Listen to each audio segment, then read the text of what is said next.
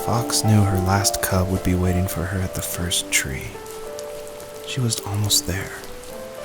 The rain cascaded onto the jade valley where the entrance to the tree was. Life was protected there, because that's where life began. It was now only a mother and a daughter left. Items from my life still dotted the ground as she moved closer to her destination and destiny.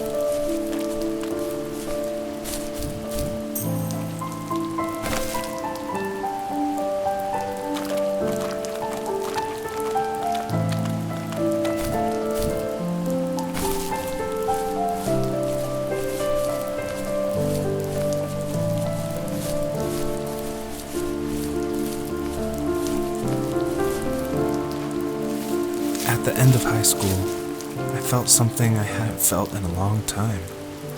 Drive.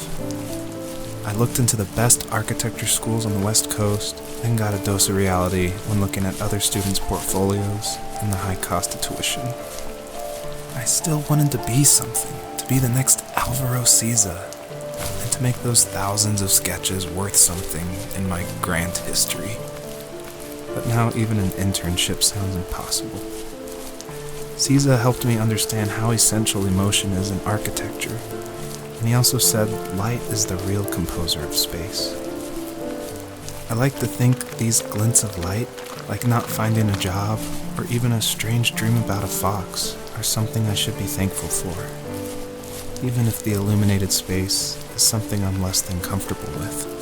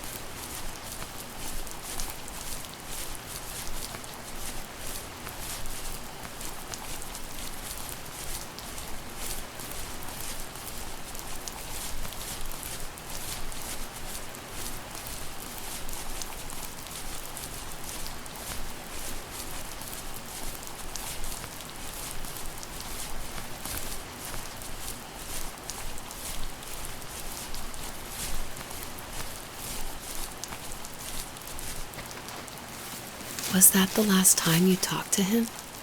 No, I called on holidays, and he would call on my birthday. I guess we acted like nothing ever happened, which was stupid. Didn't want to ask about his lumberyard, and I'm sure he didn't want to ask about my job search. I never went back and visited. I think the last conversation we had was about what movies we had seen and what exactly a best boy is in the credits. I thought he would be here so much longer.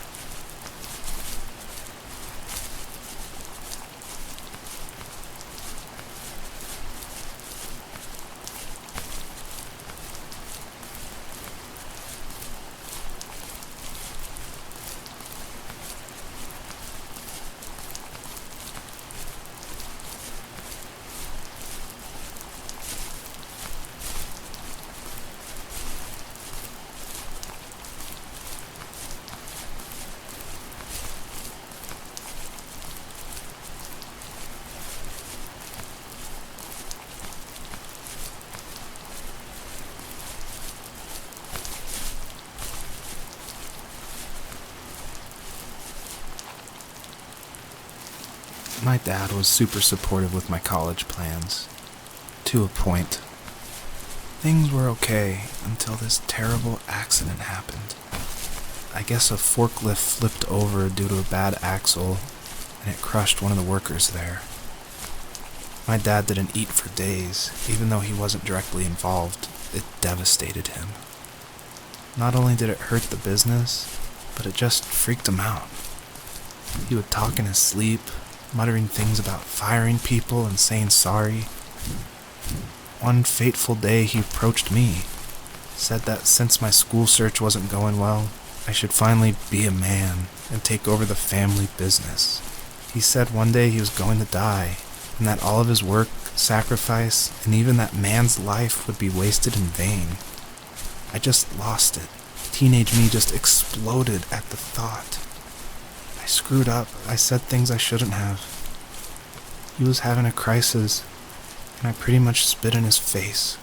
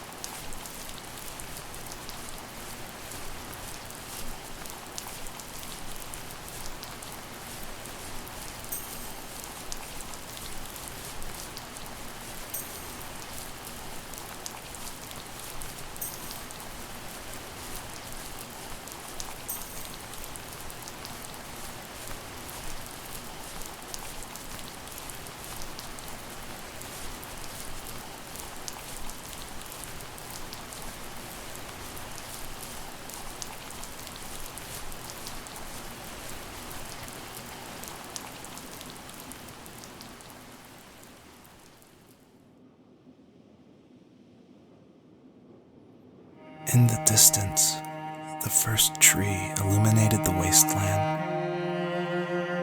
She couldn't go home anymore. She did the only thing she was capable of: moving forward. My dad died alone in the middle of the wilderness. I should have been talking to him more. I should have done a lot of things differently. If the first tree on earth brought life with it, if it taught the birds to sing and fly and showed saplings how to grow, what could it do for us?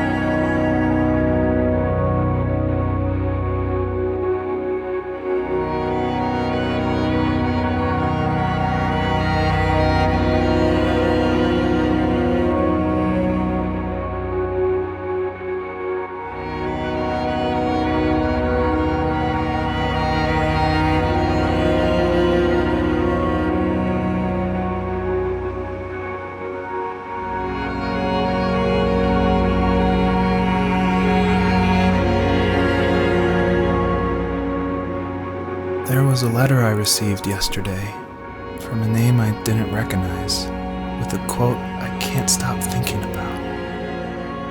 Death is not the opposite of life, but a part of it. More and more, I'm realizing one important truth.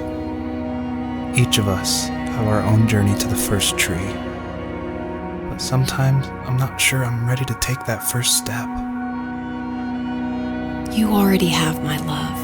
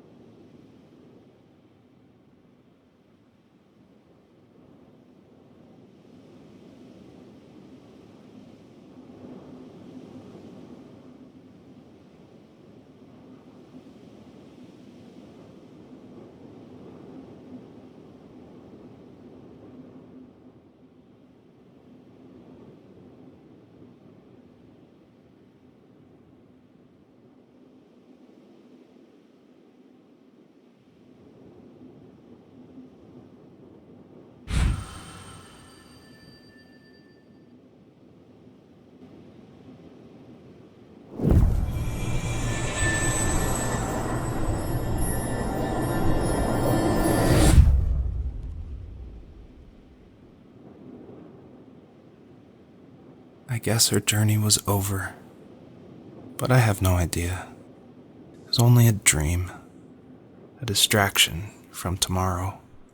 I don't think dreams normally bring back to memory so many important feelings. Maybe it was just a dream, but it was also a gift. Yeah, I suppose. But tomorrow we're getting on a plane to the last place on Earth I want to be. The only person that would have made the trip worth it is gone. You're going to see him and be with him one last time before you say goodbye. I have one last quote for you by Emerson, sealed in an imaginary letter from me to you. It is the secret of the world that all things subsist and do not die, but only retire a little from sight and afterward return again. Go to sleep, my love. We have a big day tomorrow, but I'll be there with you every step of the way. Thank you. Thanks for listening. Good night, Rachel. Good night, Joseph.